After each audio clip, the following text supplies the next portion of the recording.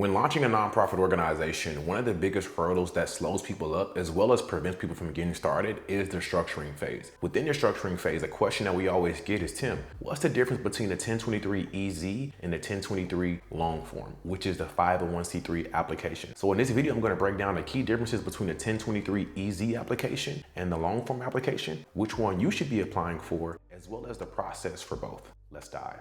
Now, if you don't know what I'm talking about, the 1023-EZ is the 501c3 tax exemption application that's needed for your nonprofit to become tax exempt. Now, most people believe that a nonprofit is a 501c3 and a 501c3 is a nonprofit, but this is actually not true. These are two completely separate things. A nonprofit is a business entity that you must become before you become a 501c3. So if you're in the new phases right now, you're going to need to file your nonprofit directly with your state first. Once you get your articles of incorporation or your certificate or formation, just depending on the state that you're in, you will then be eligible to get your EIN number and then apply for the 501c3 tax exemption for the nonprofit. Now understand that if you have an LLC, an S Corp, a C Corp, a sole proprietor, a partnership style business, you will not be in a position to become a 501c3 tax exempt nonprofit organization. This is only for nonprofit entities. So I just want to make sure that you are clear on that. You're going to need to file your nonprofit, and then once you're done that, you will be in a position to now become a tax exempt nonprofit organization. Now let's talk about the actual 501c3 application. You will want to go to www.pay.gov. That's www.pay.gov. When you get to the website, if you scroll down, you'll be able to see apply for a 1023-EZ, which is the 501c3 application. But what I'm going to encourage you to do is, if you look at the top right, in that top right corner, you're going to be able to see your search bar. And if you type in 1023 form and press enter, what'll come up is a 1023-EZ application and the 1023 long form application. So the 1023-EZ application will be $275. The 1023 long form application will be $600. And the key differences is the $275 application is for new nonprofits who are not going to raise or generate more than $50,000 gross annually for their first 2 years in business. So not in total, but annually, if you believe that you're going to generate or raise less than $50,000 gross, then you're going to submit the 1023-EZ application. This also is going to specify your nonprofit not having over $250,000 in assets. And this will also mean that your nonprofit is not a church. So if you're focusing on mental health, if you're focusing on a transition home, if you want to start a group home, whatever it may be, if you're giving food back to the community, you can file your 1023-EZ application and this will give you the tax exemption. Now the EZ application is going to be a lot less streamlined. It's going to be a lot less information that you're going to need to provide to the IRS in order for you to become tax exempt. It still may be a little difficult just depending on your level of knowledge and your level of understanding, but the 1023 long form will be much more difficult and much more in-depth. Now, this application is for individuals who believe that they're going to raise more than $50,000 within their first couple of years in business. Now, and this is what I always tell people. Of course, we would all love to raise or make more than $50,000 annually. Right? We would all love that. But what I would encourage you to do is I would encourage you to be honest and be truthful with where you are in business.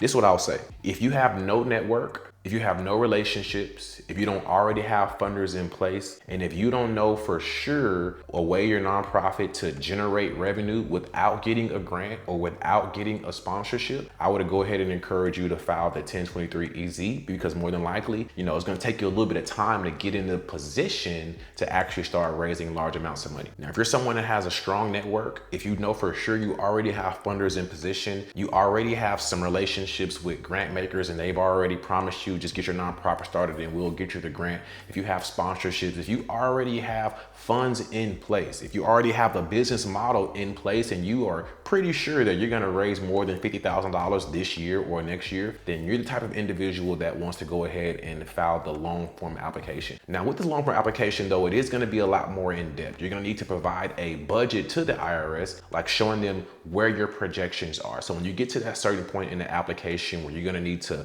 list out what you believe your projections are going to be. This is going to determine your approval or not. Another aspect of the application is going to be your mission and general purposes. Within this section is where you want to make sure that you are specific about the purpose and the mission of your organization, what you're going to be doing, and most importantly, why it's aligned with the 501c3 tax exempt code. And once you do this, just like the EZ, you'll become tax exempt. Now, the EZ application takes about 30 to 60 days to be approved. It'll actually be mailed to you. So the address that you submit on file is going to be the address that they mail your determination letter to. So you want to ensure that that's correct, number one. If you're filing a long form application, then it would take between, I would say, 60 to 90 days. 60 to 90 days in most cases, your long form application will be approved. And when you receive the letters look exactly the same. Now, the reason why I say this to you is because it's important, because a lot of people believe that, okay, Tim, if I filed the 275 application and then let's say next year I make more than 50,000, am I going to need to resubmit the 501c3 application again? And the answer is absolutely not. As long as you are transparent with the IRS when you submit your annual 990 form, which you have to do no matter the amount of money you make, whether you make $0, you still have to submit that form, or whether you make $100 million, you still have to submit a 990 form. The 990 form will be different, but it'll still be a 990 form. It's something you have to do annually. So again, as long as you are transparent with the IRS about the amount of money that you make and where the money is going, where these funds are being used for, the IRS won't penalize you at all. It won't be any issues, and you will still be considered a 501c3 tax exempt nonprofit organization as if you filed your long form application from the very jump. Now, I will say this, I always encourage individuals to try to fill out their 501c3 application themselves, but you definitely want to understand that there is a very big difference as far as in-depthness on the application between the 1023 EZ application and then the 1023 long form. It's a lot more in-depth.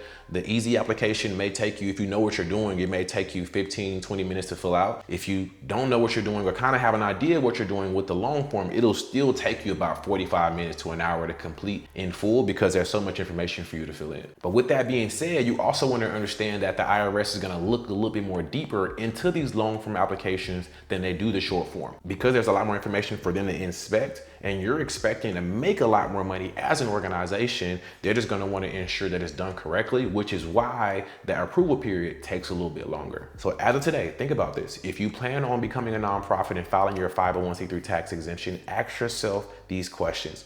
Do I have a network?